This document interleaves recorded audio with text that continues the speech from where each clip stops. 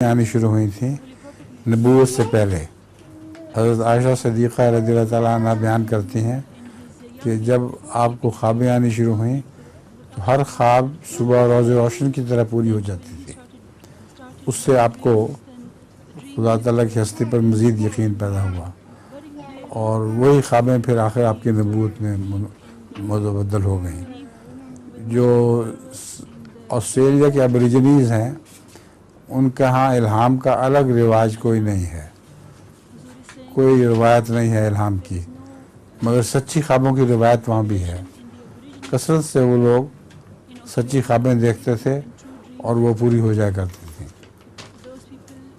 तो ख्वाबें बचपन से भी आ सकती हैं और बड़ी उम्र में भी। हर कौम में ख्वाबों का रिवाज मौजूद है। हज़रत मसीह मौऊद अलैहिस्सलाम के ज़माने के मुतालिक रसूल सल्लल्लाहु अलैहि वसल्लम की पेशगोई थी उस ज़माने में बच्चे भी नबूवत करेंगे। मतलब था कि बच्चों को सच्ची ख्वाबें आएंगी और वो ख्वाबों के मुताबिक उनकी सच्ची ख्वाबें जो हैं वो बताएंगी कि ये अल्लाह ताला की तरफ से हैं। ठीक है।